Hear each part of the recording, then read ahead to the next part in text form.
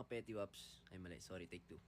Hello guys, may kumakalat nga pala na picture no sa elevator. Okay, para sagutin ko na po ha, para matapos na to.